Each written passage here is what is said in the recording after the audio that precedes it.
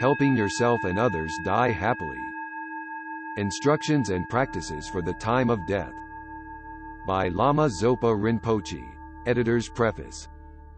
Out of his infinite compassion for us sentient beings, Lama Zopa Rinpoche asked that the practices found in this booklet be compiled to make it easy for us students to prepare for our own death, and also easy for us to help other people who are dying or dead. As Rinpoche says in Dying Happily with the Five Powers, one practicing the five powers to be applied during life serves as a preparation for our death. But as the time of our death approaches, we should specifically engage in the practice of the five powers for near the time of death, which are what Rinpoche explains in this booklet. The explanation of these five powers can also be read aloud to someone who is dying, to help them generate a positive state of mind and, in this way, take a good rebirth. As Lama Zopa Rinpoche says in regard to King of Prayers, we can recite this prayer at the end of the day, and ideally every day, as an extensive way to dedicate our merits. We can also recite it to benefit those who are dying and the deceased, whether we are in their presence or not. If we are with them, Rinpoche emphasizes that it is very important to recite the prayer loudly and clearly so that the person can hear the words. Rinpoche says that while King of Prayers can be recited the moment someone dies, if there is not much time it is best to immediately recite Array of Sukhavati Pure Land 3 times and, at the end, to tap the sutra on the person's head 3 times. In this way, they will, without doubt, be reborn in Sukhavati, the blissful realm of Amitabha Buddha. Amitabha Pure Land Prayers, a favorite of Lama Zopa Rinpoche's mother, an array of Sukhavati Pure Land can also be recited on a daily basis in preparation for our own death. Doing so creates the cause for us to be reborn in Sukhavati. When dictating the instructions for this booklet at Kopan Monastery, Nepal, January 1, 2022, Lama Zopa Rinpoche said that we should also make use of the instructions, mantras, and images found in liberation tools to help the dying and deceased. Dying Happily with the Five Powers. The five powers to be applied during life. There exists a technique for making our life always happy, but not the usual kind of hallucinated happiness that is excited by desire, pride, and so on. As soon as we investigate the nature of that happiness, we discover that it is only suffering. Here I am talking about real inner peace and happiness, which brings satisfaction and contentment and makes life meaningful. The technique for achieving this happiness is that of integrating a lifetime's practice into the five powers. When you live in the practice of these five powers 24 hours a day, every single thing you do, whatever it may be, is done only for the sake of other sentient beings, who are numberless and who want happiness and do not want suffering, just as you do. Because sentient beings want and need your help and don't want you to harm them, when you do every activity for their benefit, it becomes a cause for you to achieve the peerless happiness of full enlightenment. Since this is the greatest profit that can be achieved with this human life, the practice of the five powers is most beneficial. It makes every single action you do, whether it is meditating, reciting prayers, or doing your job, become a cause of happiness for all sentient beings. Like the light of the one sun eliminates the darkness of the whole world and brings happiness to everyone, both people and animals, you will naturally bring happiness to all sentient beings. Since this is the best thing for all sentient beings, it is also the best thing for you. You will have the best and happiest life now, and also the best and happiest lives in the future. Integrating a lifetime's practice into the five powers is also the best preparation for your death. When your death comes, you will have the happiest death because you have done this practice during your lifetime. You will also find it very easy to practice the five powers for the time of death. These five powers are a Mahayana thought transformation practice for transferring your consciousness to a good rebirth. As Kadampa Geshe Chekawa says in 7-Point Thought Transformation, the Mahayana instruction for transferring consciousness is only the five powers. Therefore, cherish this conduct. With respect to this practice, the great enlightened being, the Tibetan Lama Phabanka Dekan Nyingpo says in Liberation in the Palm of Your Hand, The thought transformation transference technique does not employ the sounds hic and fat but is more profound than any other method for transferring the consciousness. Transferring the consciousness by thought transformation is the most profound of all the techniques for transferring the consciousness. This is because even if we practice other techniques, such as the special tantric technique of Phoa, which involves transferring the consciousness to a pure land by reciting hic and fat, there may still be doubt as to whether the door to the lower realms will be closed for us at the time of death. However, if we practice transferring our consciousness by way of the 5 powers, it is definite that we will never be reborn in the lower realms again. Here it is important to keep in mind that to be able to recognize the signs of death and immediately and easily apply these techniques, whether the tantric method of transference of consciousness or the thought transformation method of the 5 powers, depends on our having practiced them every day, and especially when we are sick. Otherwise, even if we can verbally explain these practices to others, if we have not actually attempted to do them, they won't be of any benefit to us at all. The first power, the power of the white seed. The power of the white seed is to practice charity at the time of death by giving away our belongings. It is extremely urgent to let go of our material possessions, especially the things to which we are strongly attached, and to also let go of the people we are attached to, such as our children, other family members, and loved ones. In other words, we need to cut our clinging and attachment to them before we die. In the case of your material possessions, you can either offer them to Guru, Buddha, Dharma, and Sangha, who are the field of merit, or make charity of them to sentient beings. To do this, you can either actually give them away before you die, or you can completely dedicate them to others by making a clear decision to offer them to the field of merit, or to make charity of them to others, even though they will only physically be given to them after you die. You can do this, for example, by writing a will in which you express your wish to offer your possessions to holy objects, donate them to specific causes, or give them in other ways that benefit sentient beings. Whatever you decide to do, mentally make the dedication immediately in your heart. For example, make the offering immediately to Guru, Buddha, Dharma, and Sangha, because death can come any day, any minute. The moment you think this, the painful mind of attachment will disappear and your mind will be left in total peace and happiness. It is easy to understand how to make offerings to the Guru, so there is no need for me to explain it here. When making offerings to Buddha, Dharma, and Sangha, you should do so from the depths of your heart. The very point of the practice is to let go of dying happily with the 5 powers your possessions so that attachment to them doesn't torture you. In doing so, you give yourself contentment, peace, and happiness because you have no regrets and no worries caused by attachment. This makes your mind free, and you become able to engage in various meditation techniques, such as Phoa, at the time of your death. In addition, by making offerings to Buddha, Dharma, and Sangha, you are not only letting go of your possessions, you are also using them to collect inconceivable merit. Why? Because all 3 of these holy objects are very powerful. Therefore, even if nobody is around to hear you say it, think from your heart, I offer these things to Buddha, Dharma, and Sangha. Having offered your possessions, think that they belong to them. There is then no more clinging to them. As the great enlightened being Phabanka Dekan Nyingpo said, if you are able to give away the possessions that you are attached to, nothing, not even another person creating root merits on your behalf, could be more helpful after your death. There are infinite ways to make your money, belongings, and property most meaningful and beneficial, not just for yourself but also for other sentient beings. Even though samsaric perfections, such as material posse science, are essenceless, still you can take the essence from them by using them well. It all depends on whether your mind is open and how well you understand the law of action and result, karma. Rather than having a mind closed by a wrong view of karma, understanding and having faith in karma open up skies of opportunity for you to make your possessions most beneficial. Most beneficial for whom? Most beneficial for other sentient beings. And if something is most beneficial for others, it is naturally also most benefic helping yourself and others die happily. The second power, the power of intention. With devotion, completely rely on the 3 rare sublime ones, or Buddha, Dharma, and Sangha. Then motivate very strongly, thinking again and again to never allow yourself to come under the control of self-cherishing thought and to never allow yourself to be parted from bodhicitta.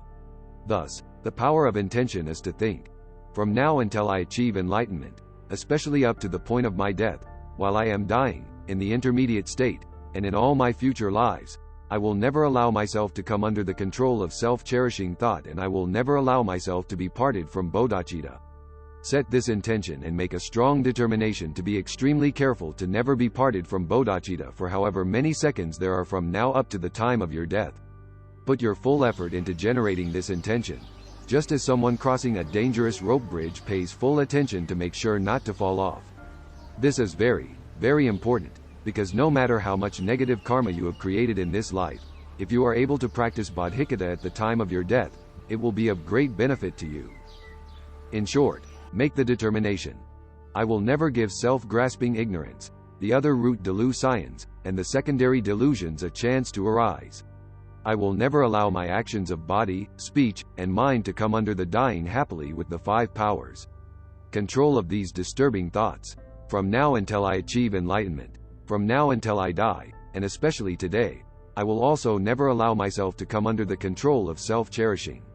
From now until I achieve enlightenment, from now until I die, and especially today, I will never allow myself to be parted from bodhicitta. The third power. The power of blaming self-cherishing thought. All the problems we experience in this life, including sicknesses and relationship problems, come from cherishing ourselves. These problems are like a commentary to the teaching on the shortcomings of self-cherishing thought. This is because self-cherishing thought is the root of all problems and the cause of all obstacles and every single undesirable thing we experience. Therefore, we should put all the blame on our own self-cherishing thought by contemplating its shortcomings. Because from beginningless rebirths I have always been childish and never changed my attitude from cherishing only myself, I have not achieved full enlightenment, nor even liberation from samsara. Instead, I have experienced the oceans of general sufferings of samsara and the particular sufferings of the lower realms, the oceans of sufferings of hell beings, the oceans of sufferings of hungry ghosts, and the oceans of sufferings of animals numberless times from beginningless rebirths, up to now. It is most terrifying to think that my self-cherishing thought has made me suffer from beginningless time. It also hasn't allowed me to achieve the realizations of the graduated path in common with lower capable beings, the realizations of the graduated path in common with middle capable beings, and the realizations of the graduated path of higher capable beings. It hasn't allowed me to achieve even the realizations of correctly following the virtuous friend and perfect human rebirth, which come before the graduated path of lower capable beings. Nor has it allowed me to achieve the realizations of the initial stages of the path to enlightenment from death and impermanence up to karma. My mental continuum has been totally empty of realizations from beginningless rebirths up to now. This self-cherishing thought is what causes me the greatest harm. It is more harmful than anything else. Not only that, but as long as self-cherishing thought abides in my heart, I will never achieve enlightenment. I won't even achieve liberation from samsara. I won't achieve any realizations of the stages of the path, and, instead, I will experience the general sufferings of samsara and the particular sufferings of the lower realms, over and over again, without end. Considering all the harm self-cherishing has done in the past, and all the harm it will cause endlessly in the future, there is no worse, more harmful, more frightening, or more dangerous thought than self-cherishing. It is self-cherishing thought that brings every difficulty to all the people in the world, from beggars up to kings, prime ministers, and billionaires. It is due to self-cherishing thought that attachment, anger, and the other delusions arise. We then engage in actions that harm others, because our only goal is to achieve happiness for ourselves. We take advantage of others by cheating or deceiving them. We cause them hardships and difficulties, and we make them experience undesirable situations. Self-cherishing thought also harms our dharma practice. For example, it stops us from correctly following our virtuous friend. If we can let go of self-cherishing and surrender ourselves to our virtuous friend, we can correctly follow them. If instead we follow self-cherishing, it doesn't allow us to follow the advice of the Buddha. Following what self-cherishing thought wants us to do makes us disobey the advice of our virtuous friend, makes us give rise to heresy, anger, and other negative thoughts toward our friend, and even makes us physically harm them. Because self-cherishing harms the very root of the path, correctly following the virtuous friend, it stops us from achieving all the realizations up to enlightenment. Thus, all the obstacles to practicing Dharma, generating realizations, and quickly achieving liberation and enlightenment are due to self-cherishing thought. Self-cherishing also prevents us from being able to liberate and enlighten numberless sentient beings. In this way, it interferes with and harms the well-being of numberless sentient beings as well. Self-cherishing makes our lives totally empty and meaningless. Since there is no place in our heart for a bodhicitta motivation, we don't create the cause to achieve the peerless happiness of enlightenment. Then, because of self-cherishing thought, all our activities, including listening, reflecting, and meditating and whatever else we do, including the normal activities of eating, sleeping, sitting, walking, going to work, and so forth, don't become causes even to achieve liberation for ourselves, to free ourselves forever from the oceans of samsaric suffering. Instead, all our activities become causes to die and be reborn and suffer all over again in one of the 6 realms. Also, because self-cherishing causes us to have the attachment that clings to the happiness of future lives, we are unable to renounce this happiness. Likewise, it causes us to have the attachment that clings to the happiness of this life, which is a non-virtuous thought. Then whatever actions we do, whether the Dharma activities of listening, reflecting, and meditating, or the normal activities of eating, sleeping, sitting, walking, and going to work, become non-virtuous and bring the result of suffering. Now you can see how self-cherishing makes your whole life totally empty and meaningless. Not only that, it also makes you create negative karma. Your life is only used to create the causes to continuously experience the general sufferings of samsara and the particular sufferings of the lower realms. Therefore, you should decide never to allow yourself to come under the control of self-cherishing thought. Kick it out immediately. Throw it far away. Renounce the great demon of self-cherishing from the depths of your heart. The 4th power. The power of prayer is to pray to generate bodhicitta, and also to pray for all the sufferings, negative karma, and obscurations of all sentient beings to ripen upon you. Therefore, make strong prayers to never fall under the control of the delusions and self-cherishing thought and to never be parted from bodhicitta. For example, pray, in all circumstances, happy or suffering, good or bad, and at all times, at the time of my death, in the intermediate state, and in all my future lives, may I never come under the control of self-grasping and self-cherishing. May I never under any circumstance allow myself to be parted from bodhicitta. Also pray, may I be able to remember bodhicitta during my life, at the time of my death, in the intermediate state, and in all my future lives. May I always be able to meet perfectly qualified Mahayana gurus who reveal the teachings on bodhicitta and thought transformation to me. You should die while meditating either on bodhicitta or on emptiness. When dying while meditating on emptiness, think, in emptiness, there is no such thing as birth and death. Death appears to be real, to exist from its own side, and I believe it to exist in that way, but actually this is a complete hallucination. There is no such thing as real death. It is totally empty, dying happily with the 5 powers. The 5th power. The power of habituation. If we constantly train in and habituate our mind to bodhicitta during our life, due to the force of this familiarity we will be able to meditate on bodhicitta while transferring our consciousness. This is the power of habituation. There is nothing better and nothing more to do than this. In regard to physical conduct, the way to transfer your consciousness is to die lying in the lion position while recollecting that the Buddha passed into the sorrowless state in this position. Remembering the Buddha is helpful because it plants the seed of enlightenment and immediately protects you from being reborn in the lower realms. Recollecting the Buddha also makes it easy for you to not be controlled by delusions and to give rise to virtuous thoughts. Lie on your right side with your head toward the north while resting your right cheek on your right hand. Block your right nostril with the ring finger of your right hand so no breath can go through. With your legs slightly bent, place your left hand on your left thigh. Breathe in and out through your left nostril while doing Tonglen, the practice of taking others' suffering upon yourself motivated by compassion and giving them happiness motivated by loving kindness. Even just adopting this physical conduct of lying in the position of a lion can make a big difference to the way we die. For example, it makes it much easier to meditate on bodhicitta and, therefore, to be reborn in the pure land of a Buddha. Since there are great benefits even from cultivating a good heart, there is no doubt that if we generate bodhicitta, even effortful bodhicitta and not the actual effortless one, we will be reborn in a favorable state. As His Holiness the Dalai Lama often mentions, Dying with bodhicitta is the very best way to help ourselves at the time of our death. This is the end of Episode 1, Death Doula and Buddhist Death Practices. Episode 2 will feature prayers for the time of death or near the time of death. This includes King of Prayers and Pure Land prayers.